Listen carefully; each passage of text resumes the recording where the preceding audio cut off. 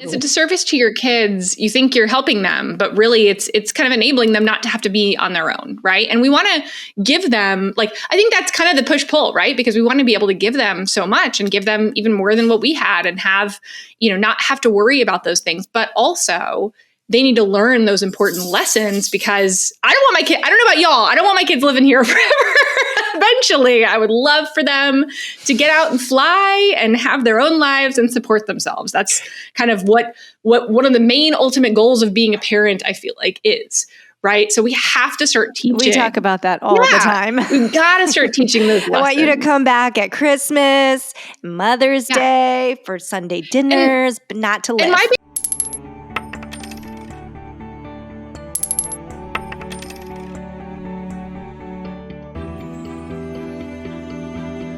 Hello, and welcome to Sense of Responsibility.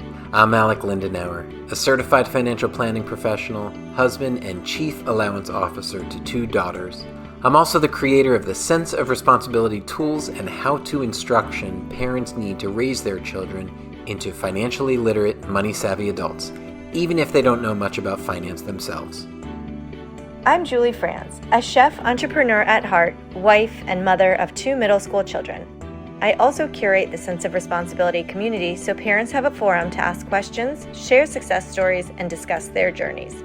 As a financial newbie myself, I'm also cultivating our group support system to help carve out my own family's path toward financial literacy. Hello again, core parents and caregivers. Welcome back to the How to Teach Your Kids About Money podcast by your friends here at Sense of Responsibility.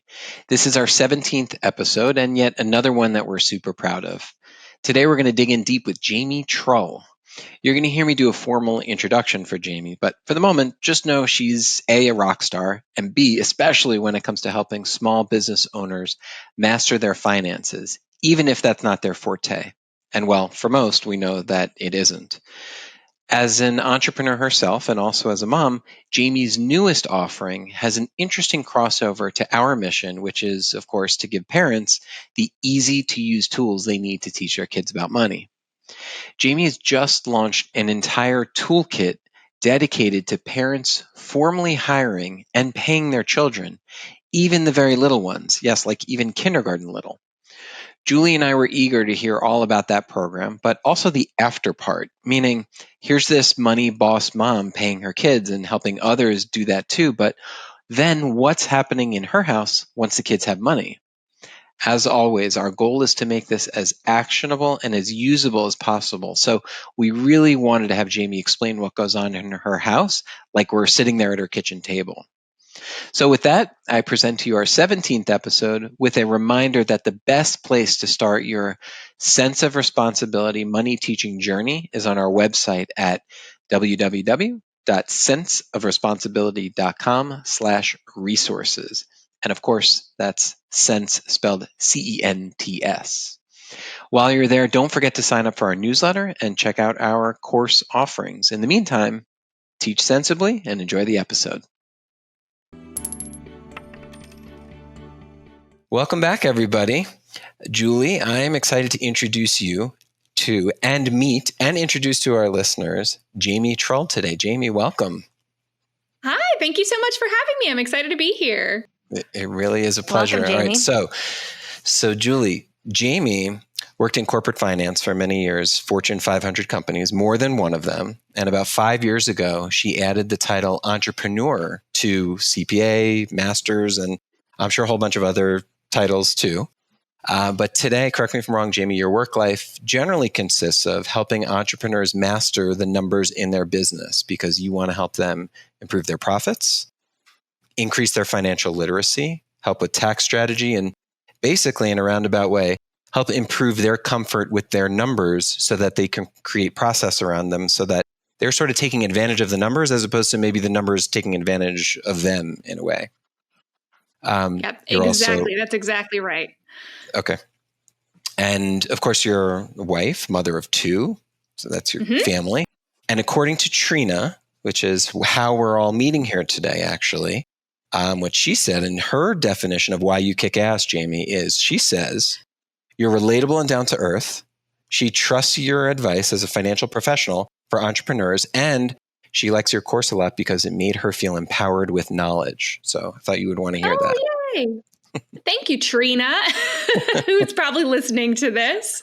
I'm sure she is. Yeah, I loved having Trina as a part of the program. And that is exactly what I do. I really focus mainly on serving small business owners, a lot of them, but not exclusively women. And really just, I have a passion for numbers. And I noticed coming out of the corporate world that, that was an area that a lot of business owners just didn't feel super comfortable with. And so that was something that I could absolutely help with. So I don't do your typical, I am a CPA, but I'm not really the tax and bookkeeping person that you want, but I'm more kind of the strategy side of money, the profit side of money, helping you come up with strategies to be able to make and keep more money in your business. So that's what I love to do. And that's who I love to teach. Excellent. That's awesome. Somebody has to love to do that. Right? I know. And you're in high demand because everybody needs more money. So exactly. It's a useful thing to be good at, I guess. Yeah. So our impetus for meeting today is your Hiring Your Kids Toolkit, which is great for the business owner, great for the child, and we're going to dig into that a lot later. But for the moment, so Jamie, I glossed over your entire professional life in 30 seconds. You added some. Is there anything that we must know today before we start digging into your house and your kids and all of that good stuff? Oh, goodness. I mean, it's been like most entrepreneurs, I would say, it's been a wild ride. I'd love to say that that I had a master plan to be doing what I'm doing now. But honestly, at the beginning of this, I left corporate when my daughter was born, actually. So she's 6 now. So we're going kind of into that, year 6.5 of being out of the corporate world, which was a little bit of an adjustment for anybody else that's done that. It is, a different world out there when you kind of decide to go out on your own. And I'd love to say that I knew what I was going to do, but honestly, I just wanted to help make an income for my family. We had moved our family from Atlanta to Tennessee, which is home for me. And I really wanted to do something that I had a little bit more freedom, more flexibility, and would feel like I was a little bit more maybe connected to from a purpose perspective. And I really did start doing kind of anything and everything to help small businesses around here. And started out service-based, as most, businesses do. It's the easiest thing to get into, and then found a love of teaching along the way. Never thought I'd be a teacher. My sister's an actual teacher in elementary school. And here I am now, a teacher for business owners, which I have just really found that passion that I didn't even know was there. It just kind of happened. Amazing. And I'm glad that it did. That's amazing. So your daughter's 6.5, and Miles, who we all met, the world met on YouTube, we know is 9. So What are they like? Oh, completely different. So you've seen Miles. Miles he's been in the videos. He loves to do that kind of thing. He has his own YouTube channel as well, but he's my little sponge, I would say. Like, he is the kid that wants to know everything about everything. My daughter is my Spitfire. She is wild. She is crazy. She is motivated. She is me, which I'm told that, my mother at least tells me that someday I'll be happy for that spirited energy. But right now, as a mother, sometimes I wish she'd tone it down just a little. So they're very different ends of the spectrum, but I couldn't ask for 2 better kids. Nora, it'll be a little bit before she's probably on. She's a little bit more of a wild card, so I'm not sure about her making her YouTube debut just yet. I definitely want to dig into her understanding of money. I know we got a little sense of it from Miles, but obviously people listening to this aren't going to know either. So definitely want you to go into that. But let's first talk a little bit about the Hiring Your Kids Toolkit. Can you tell us a little bit more about that? Because I'd like to give everyone a frame of reference so we can dig into all the ways hiring your kids can help with our mission, which is giving parents the tools they need to teach their kids about money. So there's obviously a lot of correlation there. Yeah. And I'd say this really kind of was born out of, I make a lot of different tools for business owners. Oftentimes they're born out of questions people ask or, things like that. And sometimes they're just things that I'm going through. So I'm pretty passionate about teaching kids about money. That's just been something it's not what I do. It's not the core of what I do, but as a mom and as, a CPA and a money person who learned a lot of lessons really early on, it's something that I know is so beneficial. The earlier, I love what you guys are doing, because the earlier you start this, I mean, that's really what it's all about, is the time. And the more kids we can give those skills to, the better. So there's so much about hiring your kids. Obviously, there's the benefit from a business owner standpoint, Right. purely business owner standpoint of, okay, I get a tax write-off. I basically get to, move some of my income to a lower / potentially no tax bracket, right? Which is fantastic. But then also in the middle of that, right, you get to also have the opportunity to really teach your kids about money, to teach them about having a job before maybe they could have a job out in the real world. If you're a business owner, you have that benefit of being able to hire a minor child. And that's completely fine from federal labor laws, because there are exceptions for family businesses from federal labor laws. That doesn't mean you want to exploit children, but when your kids are working a couple hours a week with you in the office, right, you can teach them a lot. And it gives you the opportunity to kind of even ramp up what you can teach them when you're giving them an allowance. Now they have a paycheck, right? And so they have the benefit of learning how to actually manage a paycheck at a really young age. And then you get the next benefit of kind of that generational wealth and being able to open a Roth IRA for them, because now they have earned income, and teaching them about compound interest and how that works. And there's just so many different avenues that I love about it. So it's a great tax strategy. Yes, a lot of people get into it because they want the tax strategy. But what I love more is just the opportunity that it creates for, that relationship with you and your child, teaching your kid about money, and then their own kind of wealth building starting really early. So I think our folks would be interested in some of the basics, right? Because your toolkit's going to get super granular, right? But some of the basics, so how old does your child have to be? What kind of work are we really talking about? I mean, what's somebody who's hearing this for the very first time? What should they know to say, oh, this is really interesting? As you were talking, I was wondering, could that be allowance? I mean, if you are paying your child, $100 a month, and that is including some chores, or they're able to do extra work for you, is that something that instead of just handing them, $100 a month and saying this is allowance, could we start even tying that allowance into this more advanced payment structure? I think that also will really tie in with our message and our mission to understand that aspect. Yeah, absolutely. And I think there are some ways to do that. I obviously, my audience typically is more on the small business owner side of things, but that could also be if you work in a 1099 role, right? Or if you have, quote unquote, a side hustle that you're bringing in money for. Any of those situations means that you technically are a business owner. You have, even if it's just you, a solo business that you'd be able to employ your child in. So typically you do want to have something like that to be able to put them on a W-2 salary, because that's one of the things, especially if one of your goals is around, being able to shift that tax bracket, right? Shift the money from what you would pay in taxes to what they would pay in taxes, then that's going to come through in, the fact that you would be paying them through a business or something, similar, a sole proprietorship, something like that. But what I really love about all of this, and what I have really enjoyed about really kind of diving into this world, is that it was new for me too, because I was trying to figure out how to do it. And I think there's a lot of questions. I saw a ton all over TikTok, right? So to get to your question, Alec, I mean, there's so much advice on this, and there's so much misinformation in this world. I see it all the time. I don't even understand why it is like the number one topic on my feed. I don't know what the algorithm thinks about me. Exactly. And it really doesn't, the snippets you get on TikTok, one of the things that drives me crazy, and probably this is my CPA, actually background, right? That I want to jump in and be like, oh, I want to clarify some things, because it's just little sound bites. You get, a minute and a half to talk about this, and it's really not giving enough information for anybody to really take action. And so then there's a lot of misinformation out there about, is this really legal? Is this just a tax loophole? Are you going to get audited? I get all those questions all the time. And the answer is, I pull down, in the toolkit, I have all the IRS guidance and all of the Department of Labor guidance that show you, no, this is absolutely fine. There are guidelines for doing this. And as long as you follow the guidelines, it's completely legal and acceptable and even encouraged. So I think that's a misnomer there, where a lot of people, I talk about, hiring my 9-year-old, and people think, well, that's illegal because you can't hire, based on federal labor laws, right? Until they're 14 or 16, depending on industries and things.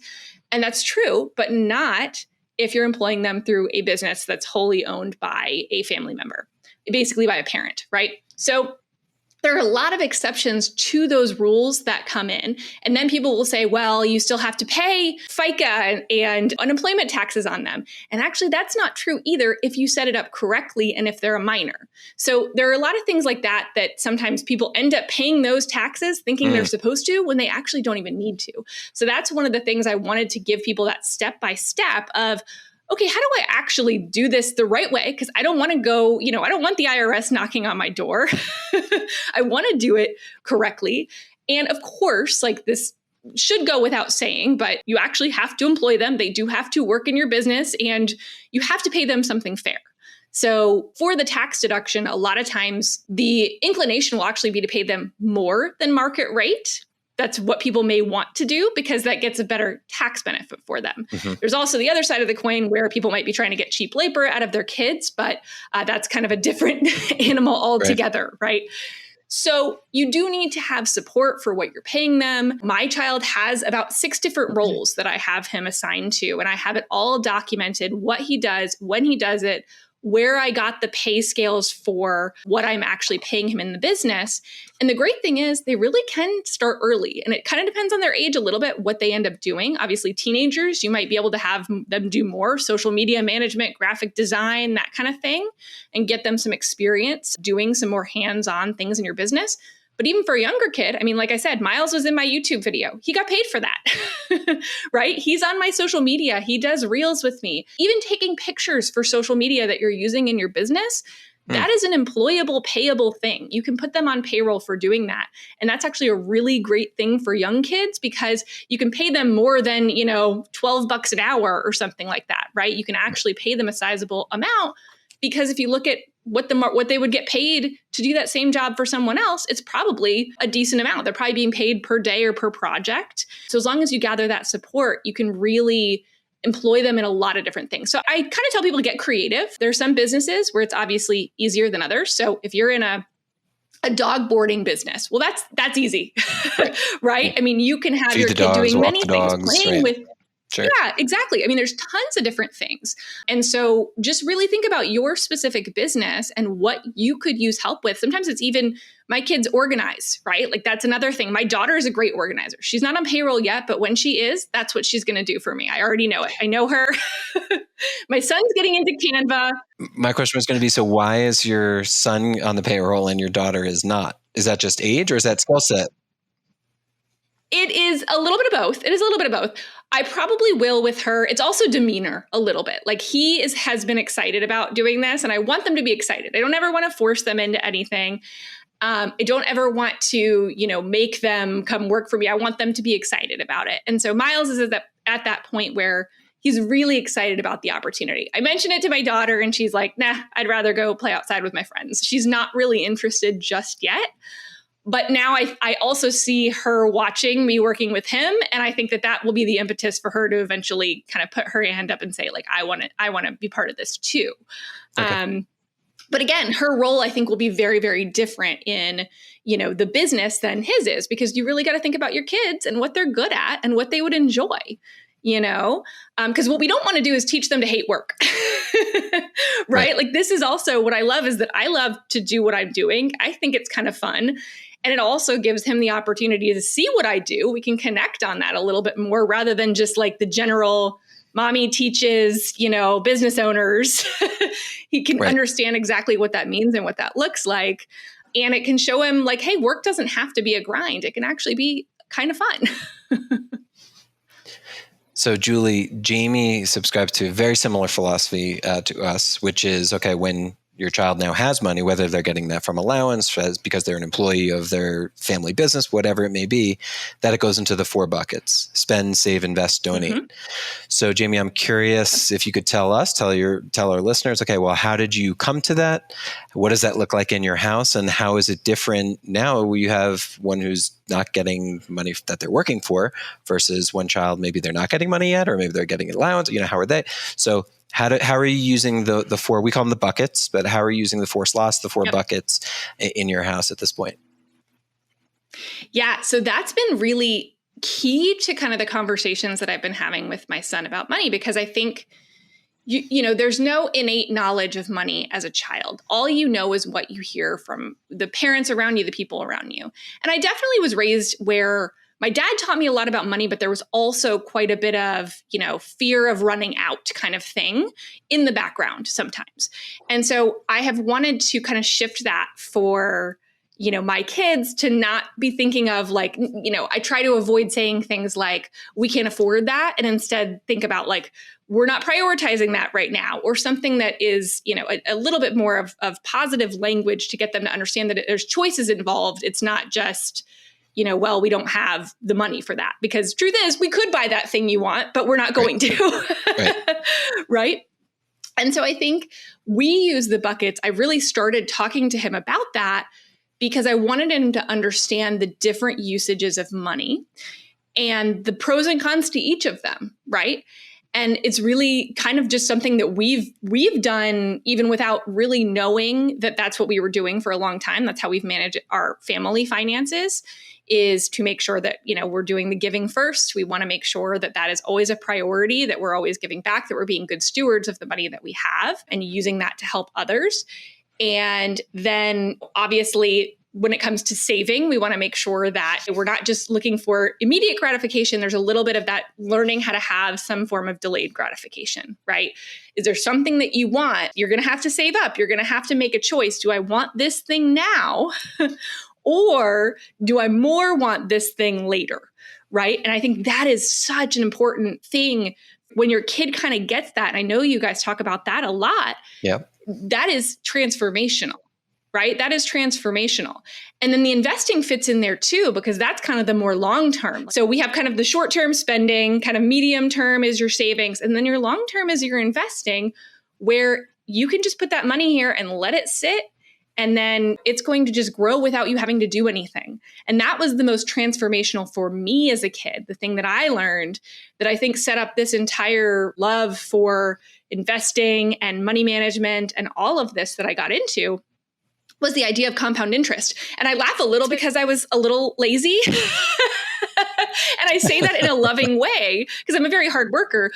But the idea that I could put money in, that just starting early, like that it was just time and not effort, right? And then combine time and effort, and now you have even better. But like the idea that I could use time to my advantage really stuck with me. And so instead of then the decision, even at 16 years old, 17, 18 years old, the decision of, do I want this thing for $100?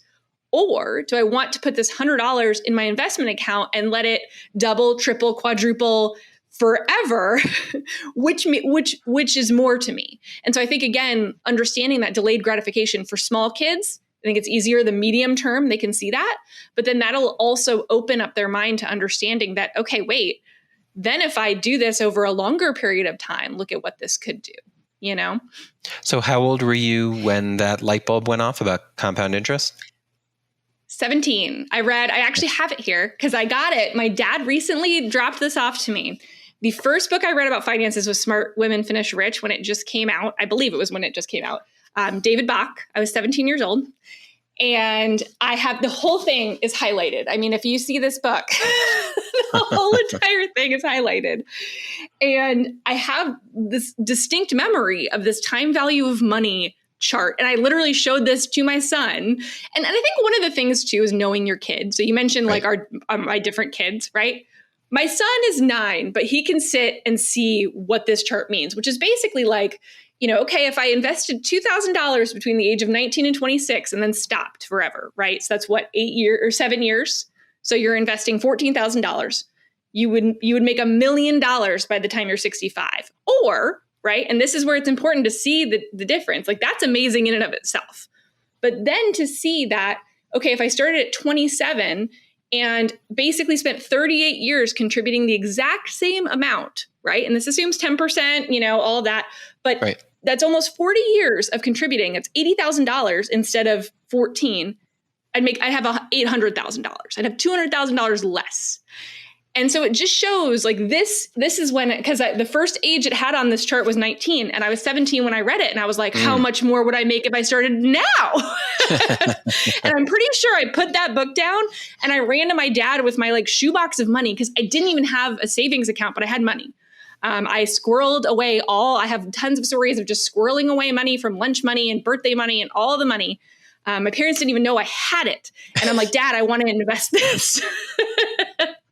And I had a part-time job, so I was able to go and open up a Roth IRA when I was 17 and start contributing to it. Wow, self-motivated. Yeah. My goodness. I mean, I guess. That's incredible. Wow. That or book lazy. must be or great. lazy, right? It's a little bit of both.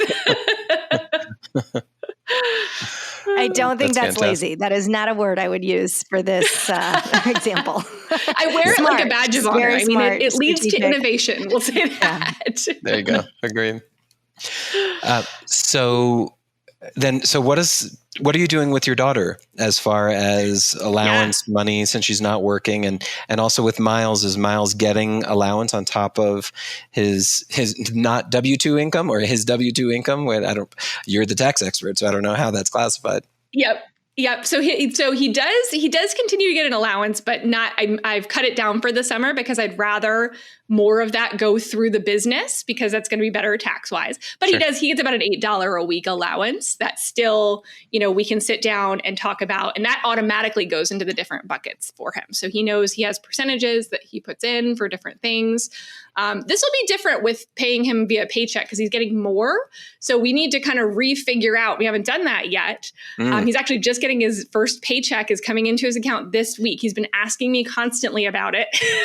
Okay, wait, Jamie, hold on, slow down because I think this is very interesting. So let's just talk about a month ago, and then let's talk about what you're going to do. So a month ago, you would sit down and you'd say, okay, here's your allowance. So you would do this weekly or?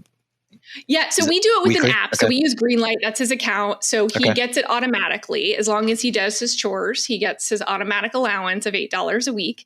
And then it will automatically go into those 4 buckets. And we had set them at one point. I don't even remember what they are anymore, but I think he gets 50% spent anywhere and the rest goes through the other 3. And he owns even stocks in the app that he has. So he has this, he owns Roblox. He bought 1 share of Roblox. It was the first thing that he bought. And he bought it 6 months ago and he's up 50%, which is both a great lesson and also kind of a terrible lesson because now he just assumes that that's what happens, that just, your money grows exponentially the second that you put it in. So we've had to have lots of conversations about how that doesn't always happen that way, but that's great. Definitely better to have that conversation than look, you don't always lose half of it right in the beginning. So better to have that conversation. That's what we've been going through. That's true. Because because of that, he's been adding more to that investment money that he wants to put in, which is really neat to see. So, and now we've been getting more into the conversations around, okay, well, there's also other things like ETFs, right? Rather than, individual stocks, here's how you can buy a bunch of stocks. So that's led to a lot of great conversations that we've been able to have. So yes, he was doing that with his kind of $8 a week, buying little partial shares and things. And now he's going to have more money.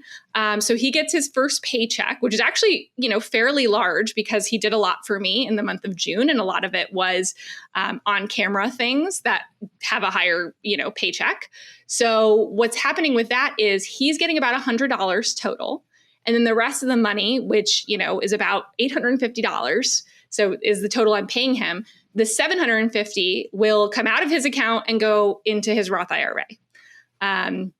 So that's kind of the plan. And he's super psyched about it. Right. He's just amazed he gets $100 right now, right? Like that's a lot of money for him. Sure. So he is totally fine with the rest of it going. And I've told him like, hey, this is for your future and I'm going to invest it for you. And he's like, great.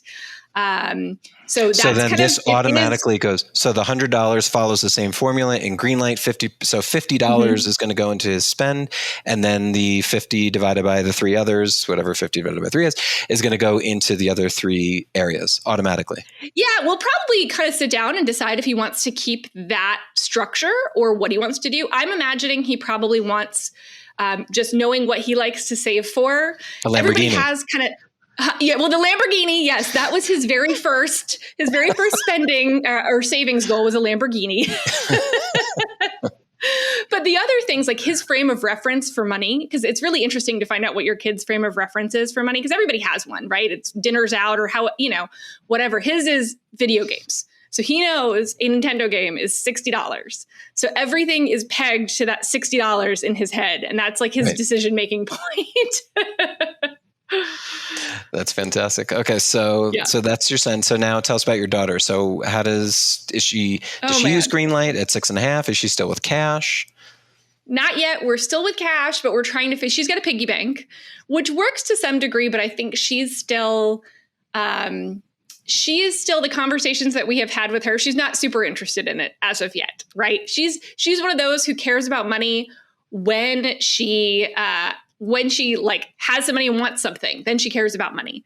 But this just shows where we're at with her on money. So she had made some money. I think she got it from her grandparents or something like that. So she had a $20 bill. And I walked upstairs the other day and that $20 bill she had shredded all over the floor.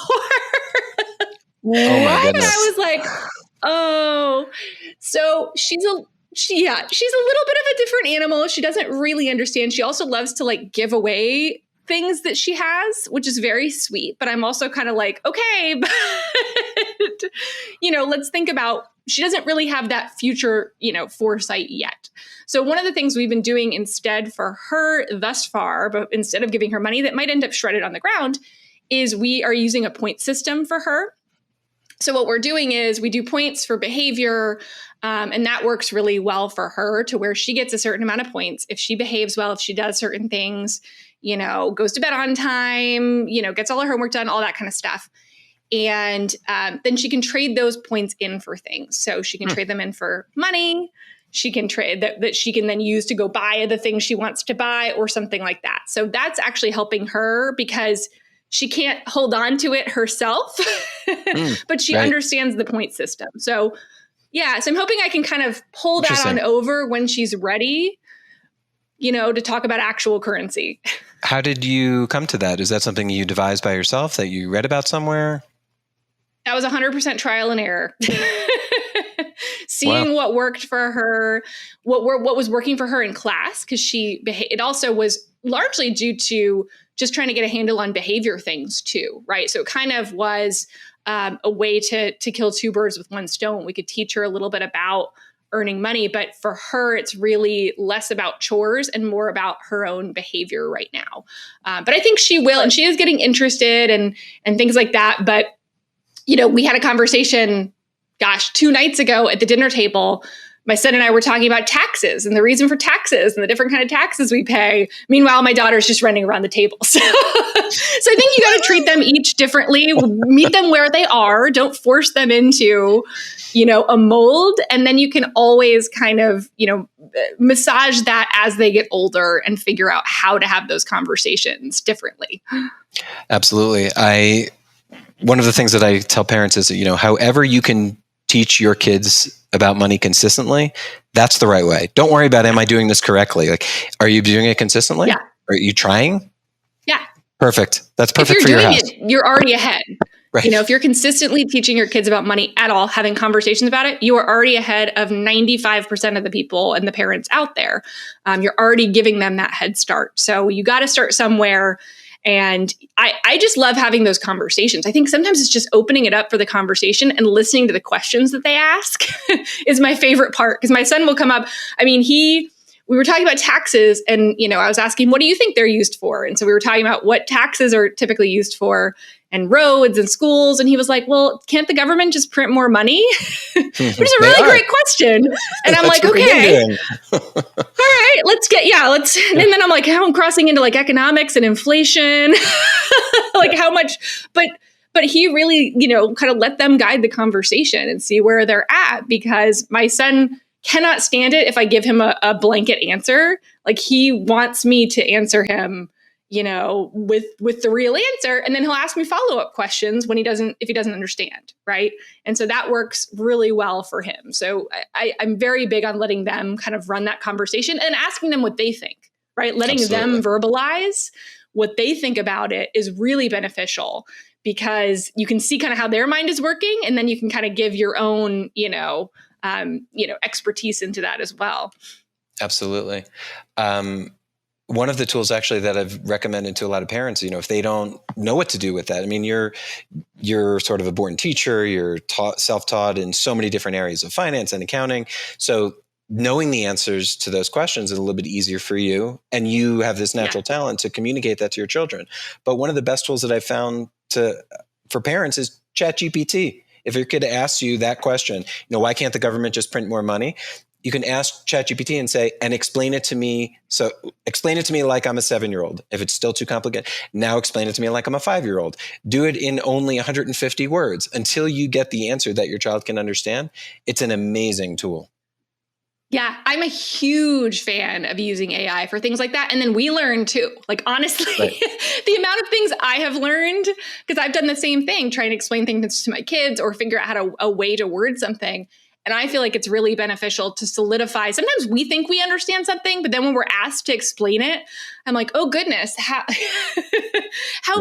would you explain economics to a 9-year-old? And then you realize how little you actually maybe really know. I think you know a lot. Okay, so where are you struggling, if at all, with your kids and teaching them about money? Oh my! I mean, I think that the difficult thing is with now bringing my son on board to work with him.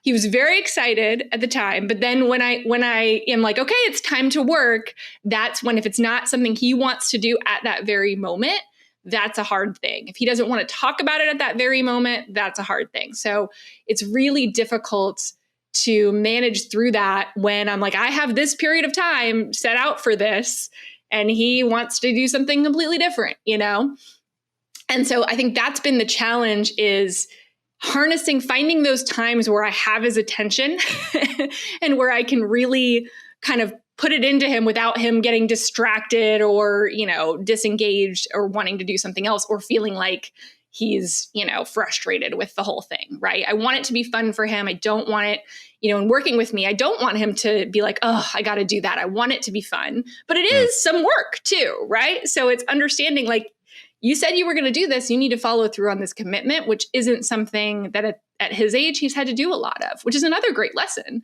But I'm the one who's having to enforce it, which is not a ton of fun. So where I have these ideas of like this, it's going to be amazing and we're going to work together and I have all these like delusions of grandeur. I still am dealing with the whiny kid who doesn't want to get off of his Nintendo to come do the thing that I'm paying him to do. Yeah. Julie, we can relate, right? Very much. Yep.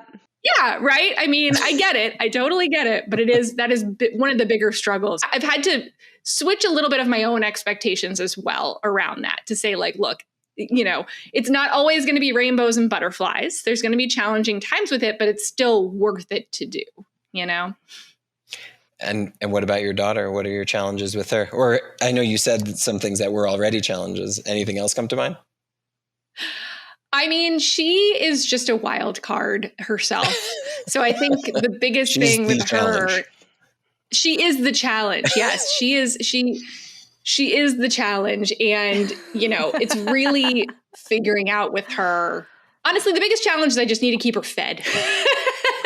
Usually when she's upset, she just needs a snack. So that I'm learning, quickly, is most of the time it's just in need of a snack. But she's just a different animal. And so I think it's just adjusting to the fact that my kids are different. Your 6-year-old daughter reminds me a lot of my 14-year-old son. Yeah, I think it's funny to see. I think every household has one of those, right? And it's just a completely different approach. So whereas I've figured out what works with one kid, it still feels like pulling your hair out, trying to figure out what's going to work with the other kid, right? So I think that's the biggest challenge, is just adapting and trying to figure out like, okay, that was great. I'm patting myself on the back. Look at what a great mom I am. And now I'm like, oh, but I'm totally failing over here. It's not working over here. Right. But there 100%. will be something else that will come up. I'm going to listen to this podcast more and get some more ideas for how to teach her. Well, I do have one for you if you're open to it. Please. Sure. So this is in regards to the investment realm, because we're all in the same philosophy, right? It's okay. Get them involved young, teach them young as you can, the better. So what I find, and you probably do the same, is when you're talking to parents that it's the spend, save, and donate, right? They're usually focusing on those. The fourth, the invest, is tougher for some people, I think, because they don't understand investment. But two, there's really just not as many places to say, okay, well, what strategy should I use or not? So in our course, How to Teach Your Kids About Money, the elementary starter, and this is what I did, like you, tried and tested it in my house, was I needed a way to get my kids super excited about compounding interest from when they were very, very young. So my oldest daughter started in, I think, third grade, and my youngest when she was in kindergarten. And so we graduated from the piggy bank because our knuckles were all bloodied. So we got buckets, which is why we still call them buckets. And in the invest bucket, my rule was, okay, you must put something in each of the 4 buckets. I didn't care how much, totally expecting them to really just put a penny in the give, but it never actually happened that way. It was like all pretty judicious. But whatever they put in the investment bucket, the very first step of our allowance day is we would take out everything in there, and I would pay them a 5% interest rate on that. So then the base goes back in, but they got that on top of their allowance. So they got this interest amount, and they were like, ooh, they were super interested in ways that they could make money outside of, like you said, it's time and not effort. So this was me telling them, look, this is your money doing the work. So from a very, very young age, they got excited about investing. Once they got $500 in that bucket, then I said, okay, now let's talk about actual investments. What are those? So feel free to use that if that's helpful for you. I love that. We're still with her. She's got the sloth piggy bank. So I guess it's a sloth bank. But with her, she does like to count it. So that's one of the things she really enjoys doing, is taking it out and counting it. We still struggle even a little bit with the, like, okay, she's going to trade, 5 penny, like a quarter for 5 pennies, because she thinks the 5 pennies is better. Right. And so we're still in that zone of like, okay, how do we really, she doesn't have that anchoring. And right now we're trying to anchor her a little bit to understanding, okay, my son is Nintendo games. That's what he anchors everything to. My daughter is Hot Wheels cars, which are like $1, right? So it's almost easier because I'm like, this is 5 Hot Wheels cars, right? So she has to really understand. And again, she didn't understand the $20 she had. She didn't really fully understand that $20 is a heck of a lot more than 10 pennies, right? Like it's 20 Hot Wheels cars. And when I told her it was 20 Hot Wheels cars that she just shredded on the ground, then she cried. So not that I was trying to make her, but I think, had she had that recognition ahead of time, she probably wouldn't have done it. So I think sometimes with the younger kids, it's just like, it is that understanding. They don't have, my daughter has no delayed gratification yet. She can't quite get there, but she will. It's magical when it happens. Otherwise, we're going to have a whole host of other problems on our hands. Right. This is very true. But boy, is it magical when it happens, right? Yeah. So, That's true. What is Miles saving for now?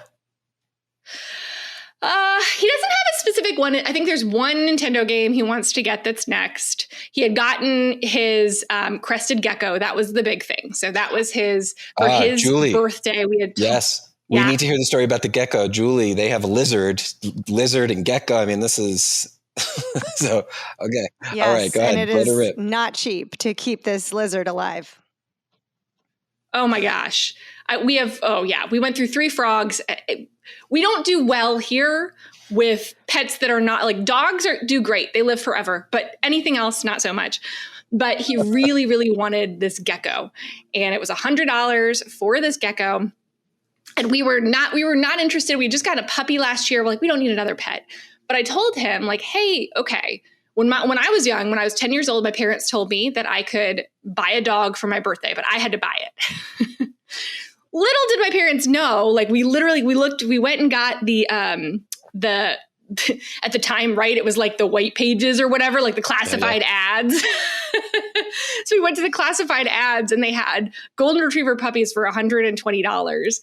And they thought it was going to take me like a year to, make this. This is 1992. You took out the shoebox, and you're like, look what I've been squirreling away. So I come downstairs with my shoebox, literally, and I'm like, here, I got 120, let's go. And we got a dog that weekend. They were like, well, we learned our lesson.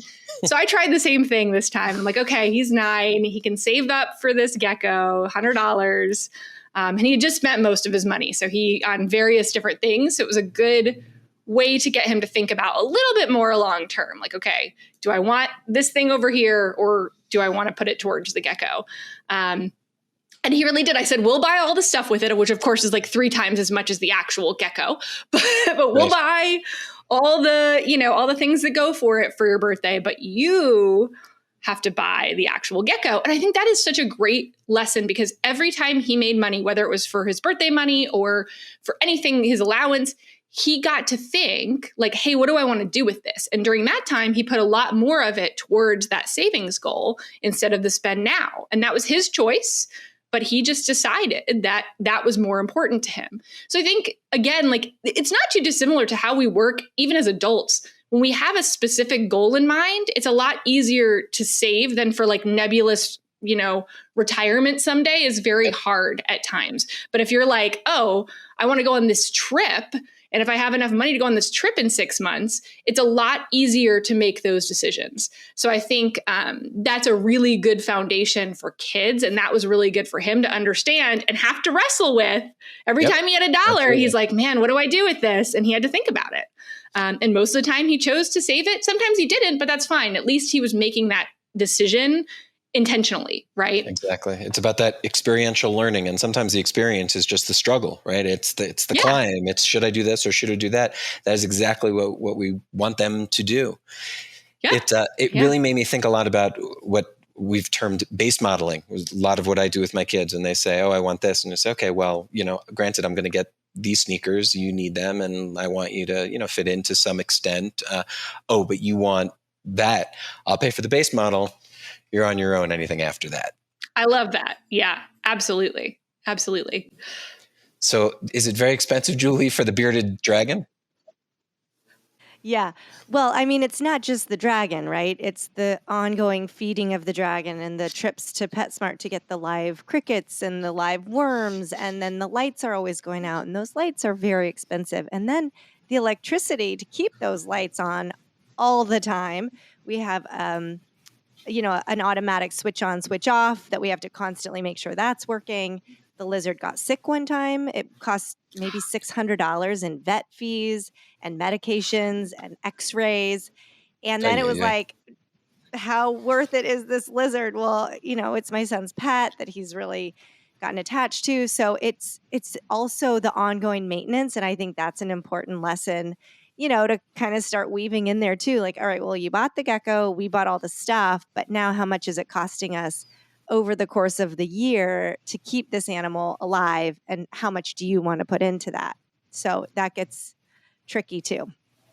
Absolutely. Yeah, that's the hard thing that we haven't figured out how to handle yet.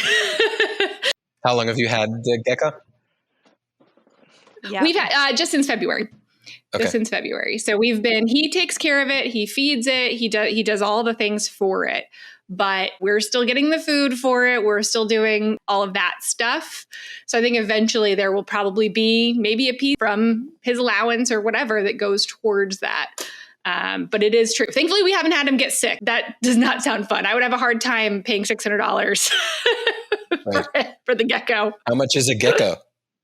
$100. Oh, you said $100. Yeah. You say, all right, son, we can fix this Gecko, or we can get 6 new ones. What do you want to do? Exactly. Let's hope the 6 don't get sick then.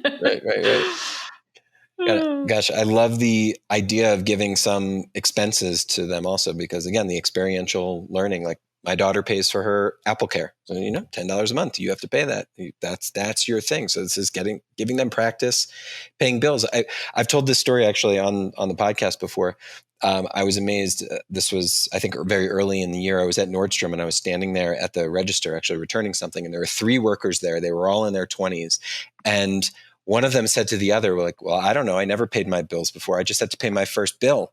And the other one said, oh, I know, me too. And I was like, sorry, guys, I don't mean to pry, but I help parents teach their kids about money. And I just, tell me if I'm butting in, but did you just say that you've never paid a bill before and this is your very first time? And so we started talking about that. And sure enough, there were 3 people. They were like all between 21 and 25 and had never, ever paid a bill before. So yeah, give them that practice. That's just now. a disservice. Yeah, I mean, it's a disservice to your kids. You think you're helping them, but really it's kind of enabling them not to have to be on their own, right? And we want to give them, like, I think that's kind of the push-pull, right? Because we want to be able to give them so much and give them even more than what we had and have, not have to worry about those things. But also, they need to learn those important lessons because I don't want my kid, I don't know about y'all, I don't want my kids living here forever. Eventually, I would love for them to get out and fly and have their own lives and support themselves. That's kind of what one of the main ultimate goals of being a parent, I feel like, is.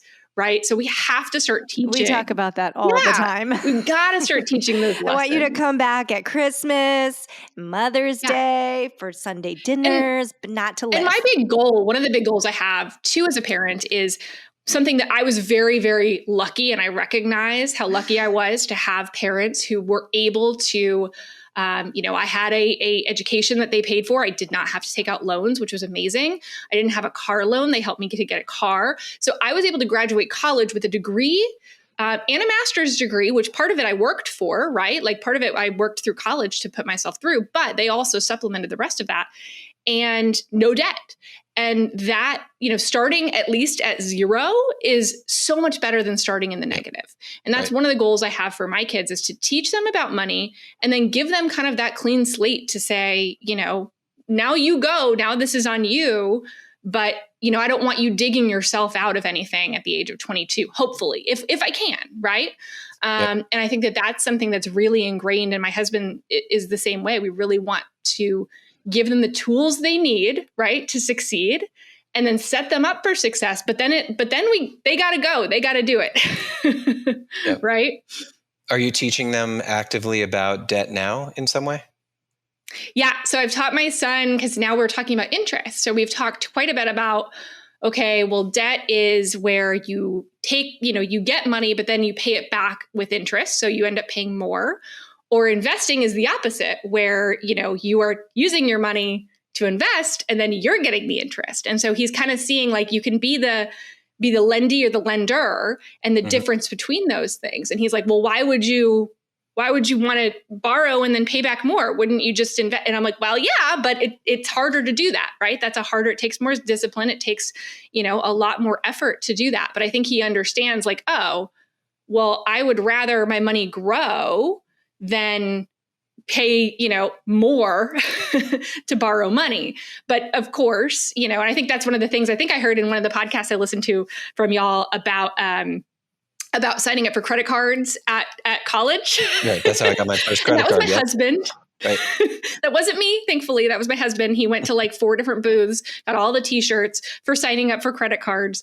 And so, because he just really that wasn't something that they talked about a lot, right? And so he had all these credit cards. They didn't even know what credit cards he had when we got married. So I had to sort through that to begin with. The thing that drove me crazy was when he had a credit score like 5 points higher than mine a few years ago. We bought our house. That drove me nuts.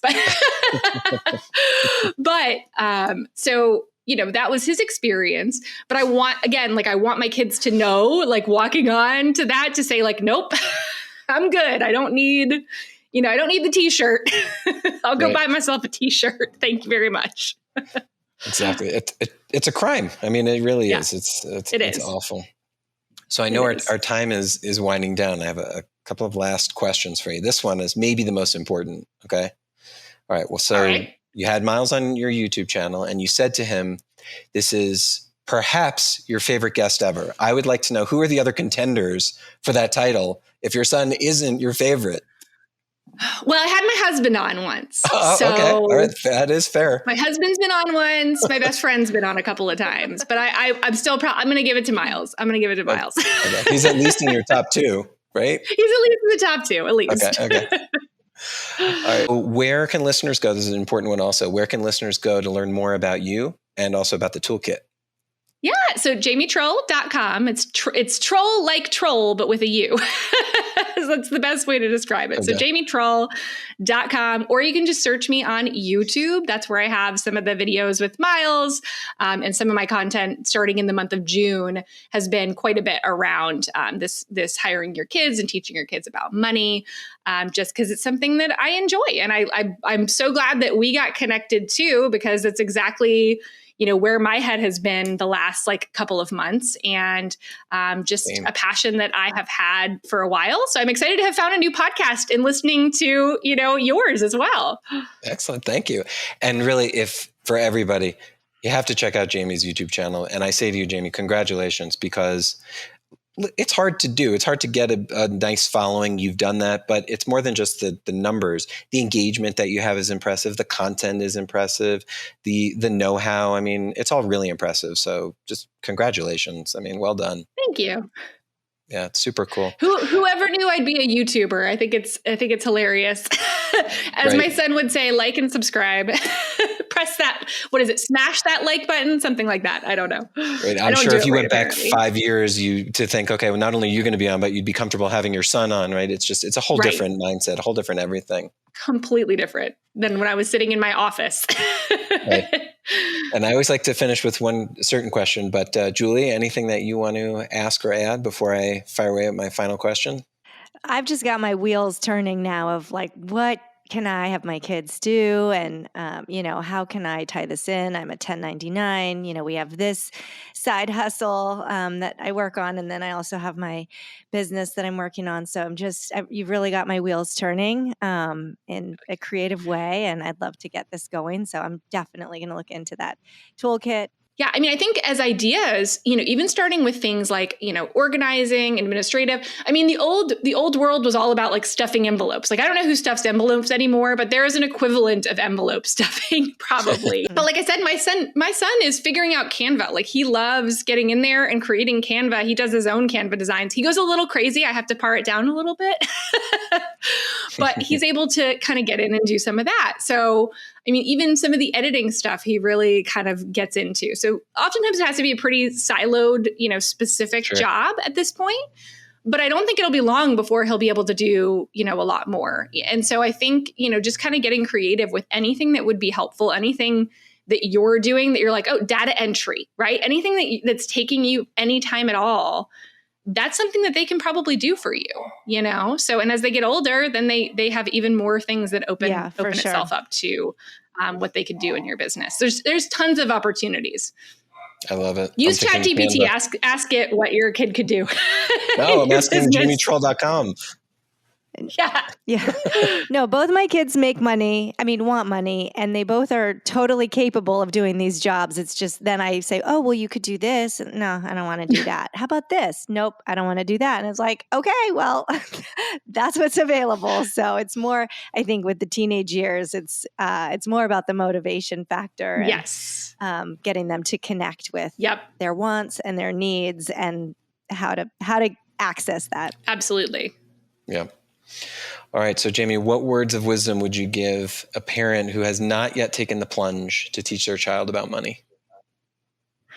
I mean, I think the biggest thing is just to start. I mean, we've talked about this. There are a lot of different ways to do it. And listening to, things like this are going to give you such a head start on being able to have those conversations. But just don't put it off, right? The earlier you start having any conversation at all, the better it's going to be. And even if it's really difficult and you feel like you're getting absolutely nowhere and you're beating your head against a wall the first several times you do it, just keep at it. Because I think that is going to, it sinks in more than you realize. Like, I think as parents, we just kind of want to give up sometimes. And then all of a sudden, 2 months later, my kid will regurgitate something back to me that I said to him, Right. then. I know.